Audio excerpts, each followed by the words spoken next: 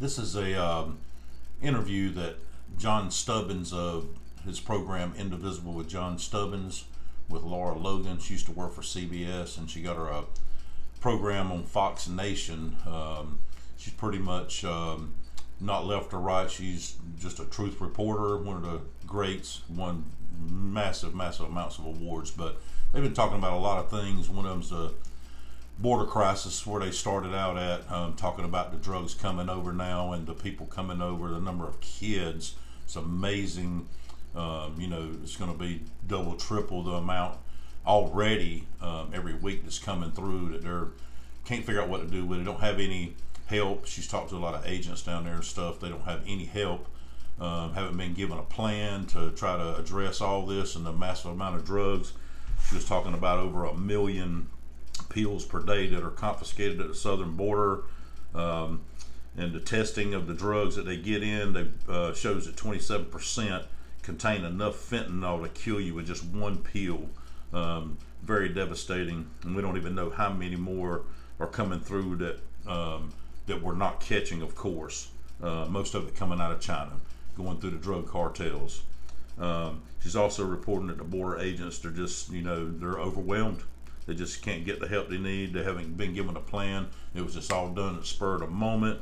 And so they're trying to figure out what in the world is going to happen there. So there is a border crisis. Whether the administration wants to say there is not one, it doesn't matter, because there is. Everybody that lives down there will tell you that. So they moved on to a couple other things. They were talking about the John Durham investigation and what was going to come of that, and seems to be the train of thought. Heard it many times so far. If you don't watch, your mainstream media, of course, and try to get some information from some reliable sources, that are putting stuff out there, they're hearing whatever. Might even been a little bit on the mainstream media, but they're talking about maybe some indictments coming down in a couple weeks. I think that has been reported that's a possibility. We'll just have to wait and see. Who knows? But it transitioned into something that was very interesting, which is what I'm about to show you anyway. And I'll just, instead of saying anything about it, I'll just go ahead and let you see what she's about to talk about. And it's interesting, her thoughts about this. However, I would say to you that there's two strands of thought. One is that something is really happening behind the scenes and something is going on. And the other strand of thought is that this is all, misinformation, and it's meant to keep people hanging on, keep you on the hook thinking, okay, they're going to do something, right. and they won't. I don't know the truth. I don't have any facts. Of course, I have seen some very interesting signs that have been over the last few months. Does anyone think it's weird that we haven't had a State of the Union? I do. Does anyone think it's weird that you don't see Joe Biden walking out of the White House onto Marine One and taking off? Yeah. Does anyone think it's weird that many of Joe Biden's public appearances have been from the State Department or from, did you see him from the hardware store? Yeah. Or, what is going on? Yeah. This guy is incognito. He is incognito. And they say that Kamala Harris is not in the vice president's residence because it's undergoing renovation. Air Force One is maybe having renovation, maybe being replaced. There's one little odd thing after another. So what does all of this mean? I don't know. Yeah. Why do you have troops in the Capitol? I have absolutely no idea. At first I thought it was okay. They're making a big point out of January 6th because the armed insurrection that wasn't armed and wasn't an insurrection is being used to justify domestic surveillance. In fact, let's be honest, it's used to justify using the domestic surveillance they've already done. Right? Because look at Carter Page. And there's been no reckoning for spying on Carter Page or anyone else in the Trump campaign, or, by the way, Mike McCall, Lindsey Graham, Bernie Sanders, all the other people they were spying on. And the people who were responsible for that, some of them are back in government, in power. Yeah. Seriously? Yeah. But you know one thing, Laura? They would never let General Flynn conduct that criminal audit. General Flynn was brought in by Trump to do a criminal audit, and they were never, ever going to let him do it. Well, John, as you know, I'm personal friends with General Flynn and his wife Lori, and I know many of their family too, and I have known for years that the number one reason they targeted General Michael Flynn first was because he cannot be bought. That man, he is someone who stands up for principle, who says things. He says exactly what he means. That's he right. sees things for what they are, and he is not afraid, and he is not backing down. And I do have to say one thing that you can really help with. It is unconscionable and really unfair that the very first time the Flynn family was able to be back together after he, his legal troubles were finally settled and he was pardoned by President Trump, and the media has taken a family photograph of them together, and they keep using that picture as a symbol of, insane people that believe in the even more insane conspiracies of QAnon. And that is not representative of the family. It is not accurate. It is not true. It is wrong, and it is unfair. And people need to stop doing that now. If there's any journalist out there who has a conscience or who has any sense of integrity or character, they need to stop doing that. It is unfair to the Flynn family. They have been tortured.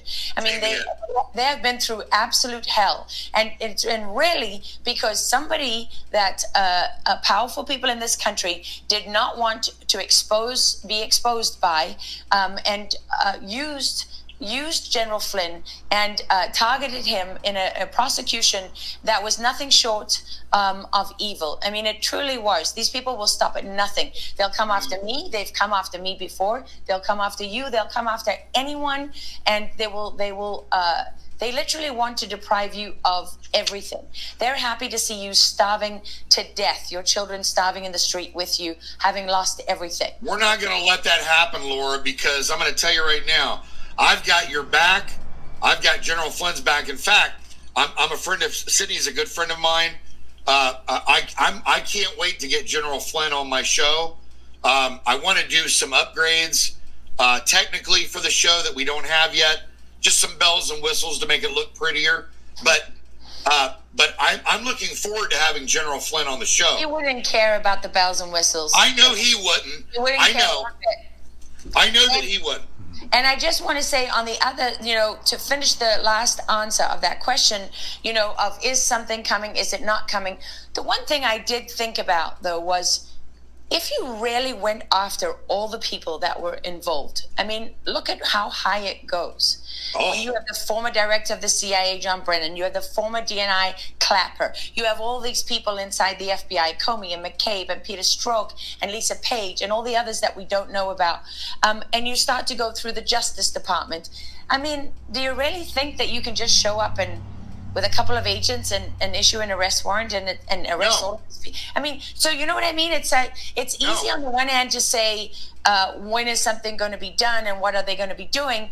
But on the other hand, don't you need something much bigger, much more significant in order to really address the criminal nature of what was done? That's my thought, and I'm not an expert on it. And I'm working on Privacy in the Digital Age is the next season of my show, and at the same time, I'm still working the border. So, and these are very difficult investigations, very detailed. It's hard to get to the truth. Everything is potentially explosive. There's a plethora of misinformation and disinformation. They have truly horrible people out there, across the media, at places like CNN and the Daily Beast, that want to come after you and smear you. They keep trying to paint me as some right-wing lunatic and say, and which is really funny because anyone who knows me, right, and knows my work knows that nobody owns me. Yeah, I don't work for the left and I don't work for the right. I don't work for any of these people. What I care about is the truth, and everywhere I go in this country, even when I go to places like in California where you think, well, people aren't going to talk to me because my show's on Fox Nation. It never ceases to amaze me that it doesn't matter who they are, how old they are, how young they are, what race they are, where they live. People want to talk to me all the time about the things that they're worried about. And they want to know the truth. And the number one question is, where do I go to just get the facts? I just want the facts. If I want opinion, I know who to watch. I know what to read. What has happened to our media that they can't just do this? And the most egregious part of all is the way the New York Times and all of these other newspapers, they take one opinion and one view of the world and they fold that into the facts and they try to write it as fact. And it's, you know, it's really been harmful to journalism to blend things like that. There used to be a much more obvious separation between the opinion pages and the news itself. And those distinctions are gone. And it's, you know, that is really makes me sad. Well, unfortunately, you know, CNN, MSNBC, the New York Times, they've done this. They've allowed this to happen. They made this happen, okay? And then everybody wonders why no one believes you, okay? Well, take a look in the mirror. That's why no one believes you, okay? Look, anybody that, whether you know Laura, whether you don't know her, she does outstanding work. She's going to bring the truth to you, just like we do. And look, if you're looking for truth, if you really want the truth, then seek the truth, because it's there. Now, I will say this. You know, Senator Ron Johnson, you know, Congressman Nunes, Jim Jordan, and others. Yeah, they've been requesting those FOIA requests since even before Trump took office. And, outrageous. That's outrageous. They wouldn't give them the paperwork. Slow walk. Here's my whole point. My whole point is, I know why they can't get those documents. The reason that they can't get those documents is because the DOJ, the FBI, 75% of our Congress, our courts, they're subject in the investigation, okay, themselves. Okay? And this goes from the Obama Oval Office down to over 600 counties in the United States of people that are on the take that stole money from the American taxpayer. That's what this is about. You know, I would say, John, if you're using American tax dollars to surveil people because they voted for Donald Trump or they went to the Capitol on January 6th, then you're stealing from the American people. If you're using American tax dollars to teach children in schools that they are racist because of the color of their skin and they have to apologize and atone for their whiteness, then you're stealing from all the American people of every race. That's right. And I don't know about the 600 counties and that level of particular specific detail, but I can say that it is obvious at this point. We know, because just look at the people in the Justice Department who have been involved in this, whether it's Bruce Orr, whose wife Nellie Orr was working for Fusion GPS, who were both instrumental in acting as, part of the misinformation campaign against Trump. And it goes, all the way up. I mean, really, there's so much evidence at this point, there's testimonies under oath. But why doesn't the National Archive speak up?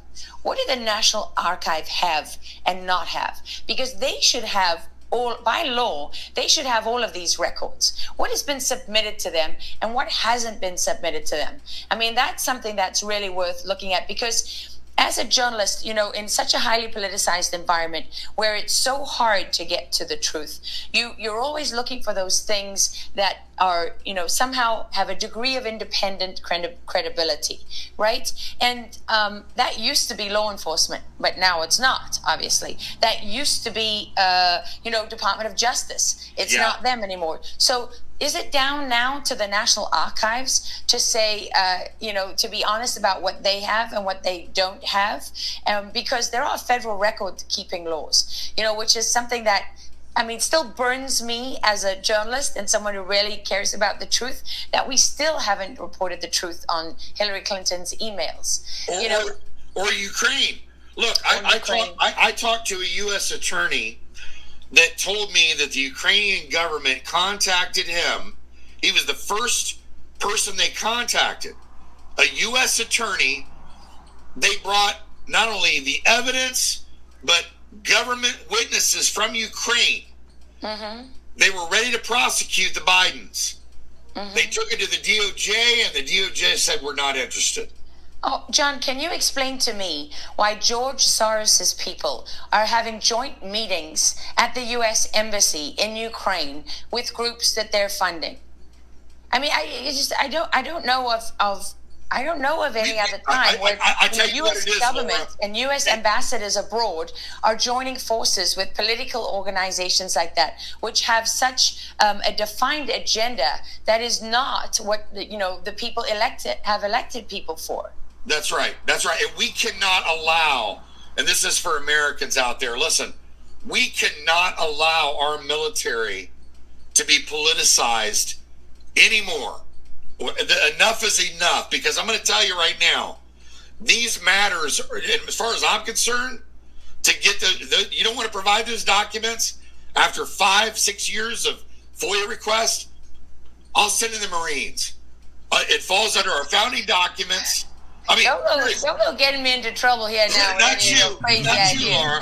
I'm just saying that sooner or later, the Marines, their number one duty is to protect from all enemies, foreign and domestic.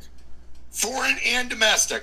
That doesn't matter if it's Congress. Well, that's not just the Marines.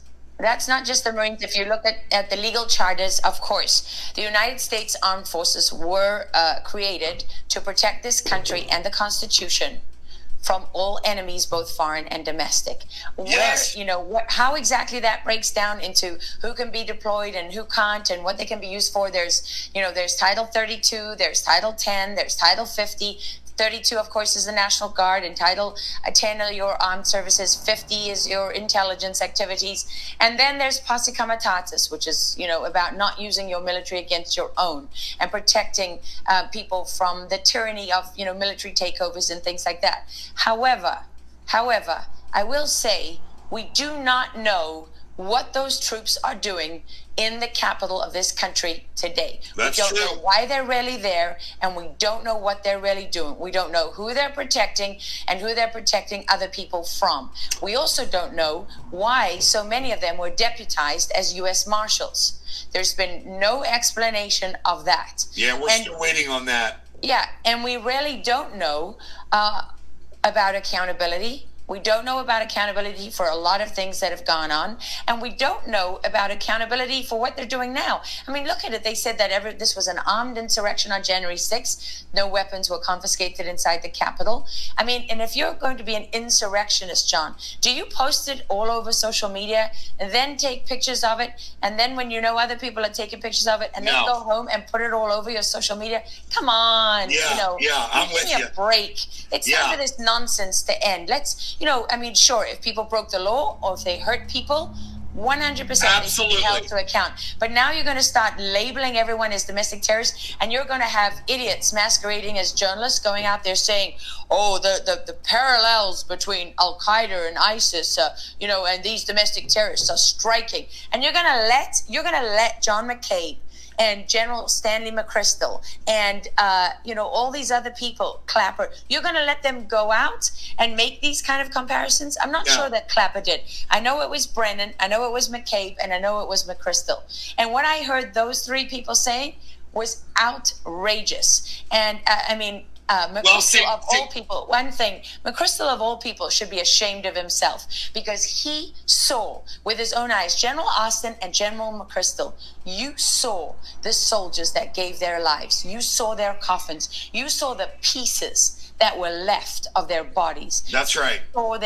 You saw the Americans who survived with their faces burned off and their legs blown off, their limbs blown off, their arms blown off, their insides hanging out. You saw the wreckage of those troops, and you have the temerity to go out there and compare people who voted for Trump or who went to the Capitol on January 6th to them?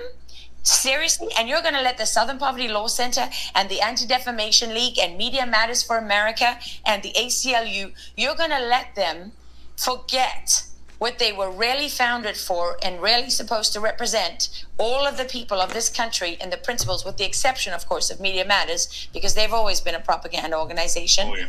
You're going to let those people carry out a campaign that is built on hate and intent on tyranny?